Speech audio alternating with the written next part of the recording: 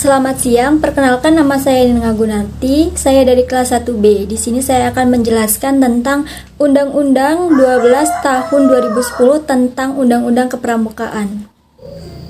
Gerakan Pramuka sebagai kelanjutan dan pembaruan Gerakan Kepanduan Nasional dibentuk berdasarkan Keputusan Presiden Republik Indonesia Nomor 238 Tahun 1961, bertanggung jawab atas kelestarian Negara Kesatuan Republik Indonesia yang ditopang oleh 4 pilar wawasan kebangsaan, yaitu 1. Ideologi Pancasila, 2. Undang-Undang Dasar 1945, 3. Bhinneka Tunggal Ika, 4. Negara Kesatuan Republik Indonesia.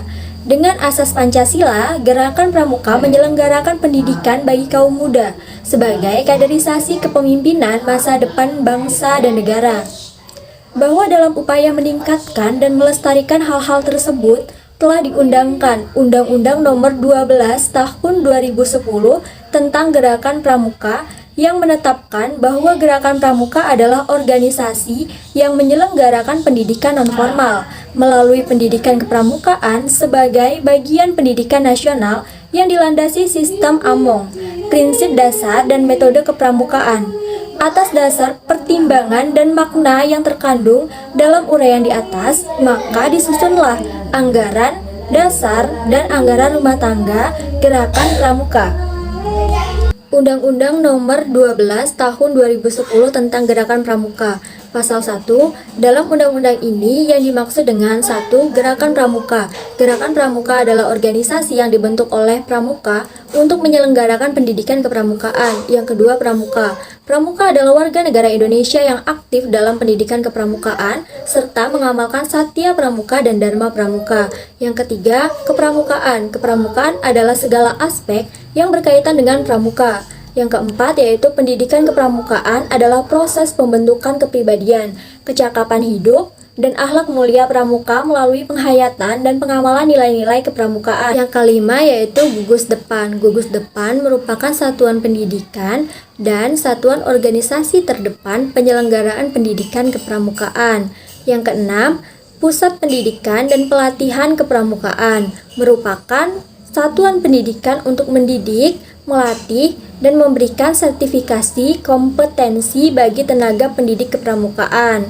Nah, yang ketujuh, Satuan Komunitas Pramuka. Satuan Komunitas Pramuka ini merupakan satuan organisasi penyelenggaraan pendidikan kepramukaan yang berbasis antara lain seperti profesi, aspirasi, dan agama.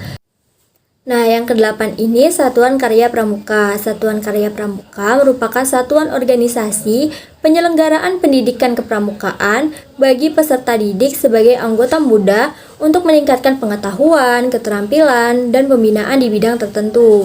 Yang kesembilan, Gugus Dharma Pramuka. Gugus Dharma Pramuka merupakan satuan organisasi bagi anggota pramuka dewasa untuk memajukan gerakan pramuka. Yang ke-10 ada kuartir. Kuartir itu adalah satuan organisasi pengelolaan gerakan pramuka yang dipimpin secara kolektif pada setiap tingkatan wilayah. Yang ke-11 ada majelis pembimbing. Majelis pembimbing ini merupakan dewan yang memberikan bimbingan kepada satuan organisasi gerakan pramuka. Nah, yang ke-12 ada pemerintahan pusat, yaitu Presiden Republik Indonesia yang memegang kekuasaan pemerintahan negara Republik Indonesia sebagaimana dimaksud dalam Undang-Undang Dasar Negara Republik Indonesia tahun 1945. Yang ke-13 itu ada pemerintah daerah, adalah gubernur, bupati atau wali kota, dan perangkat daerah sebagai unsur penyelenggara pemerintah daerah. Yang ke-14 ada menteri. Menteri adalah menteri yang membidangi urusan pemuda. Pasal 2, Gerakan Pramuka berasaskan Pancasila. Pasal 3, Gerakan Pramuka berfungsi sebagai wadah untuk mencapai tujuan pramuka melalui pendidikan dan pelatihan pramuka, pengembangan pramuka, pengabdian masyarakat dan orang tua, dan permainan yang berorientasi pada pendidikan. Nah, pasal keempat itu tentang Gerakan Pramuka bertujuan untuk membentuk setiap pramuka agar memiliki kepribadian yang beriman, bertakwa, berakhlak mulia, berjiwa patriotik, taat hukum, disiplin, menjunjung tinggi nilai-nilai luhur bangsa, dan memiliki kecakapan hidup sebagai kader bangsa dan menjaga dan membangun Negara Kesatuan Republik Indonesia, mengamalkan Pancasila, serta melestarikan lingkungan hidup. Pasal 5, pendidikan kepramukaan dilaksanakan berdasarkan pada nilai dan kecakapan dalam upaya membentuk kepribadian dan kecakapan hidup pramuka. Pasal 6, yang pertama yaitu Kode Kehormatan Pramuka merupakan janji dan komitmen diri, serta ketentuan moral pramuka dalam pendidikan kepramukaan. Yang kedua, kehormatan pramuka terdiri atas satya pramuka dan dharma pramuka. Yang ketiga, kehormatan pramuka sebagaimana dimaksud pada ayat 2 dilaksanakan, baik dalam kehidupan pribadi maupun bermasyarakat, secara sukarela dan ditaati demi kehormatan diri. Yang keempat yaitu pramuka sebagaimana dimaksud pada ayat 2 berbunyi, demi kehormatanku, aku berjanji akan bersungguh-sungguh menjalankan kewajibanku terhadap Tuhan Yang Maha Esa dan Negara Republik Kesatuan Indonesia, mengamalkan Pancasila, menolong sesama hidup, ikut serta membangun masyarakat, serta menepati dasa dharma.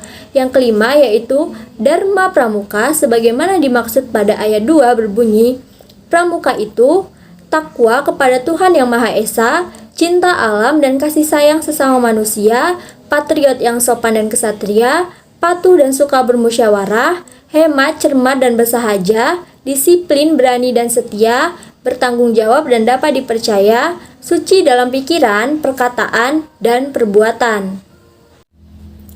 Pasal 7. Kegiatan pendidikan kepramukaan dilaksanakan dengan berlandaskan pada Kode Kehormatan Pramuka sebagaimana dimaksud dalam pasal 6 ayat 2. Kegiatan pendidikan kepramukaan dimaksudkan untuk meningkatkan kemampuan spiritual dan intelektual, keterampilan, dan ketahanan diri yang dilaksanakan melalui metode belajar interaktif dan progresif.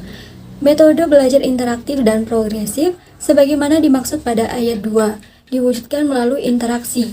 Pada Kode Kehormatan Pramuka, kegiatan belajar sambil melakukan kegiatan yang berkelompok, bekerja sama, dan berkompetisi, kegiatan yang menantang, kegiatan di alam terbuka, kehadiran orang dewasa yang memberikan dorongan dan dukungan, penghargaan berupa tanda kecakapan, dan satuan terpisah antara putra dan putri. Penerapan metode belajar sebagaimana dimaksud pada ayat 2 disesuaikan dengan kemampuan fisik dan mental pramuka.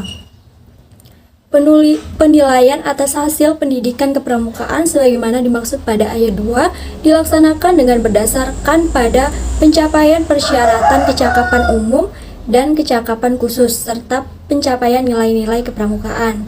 Pencapaian hasil pendidikan kepramukaan sebagaimana dimaksud pada ayat 5 dinyatakan dalam sertifikat dan tanda kecakapan umum dan kecakapan khusus.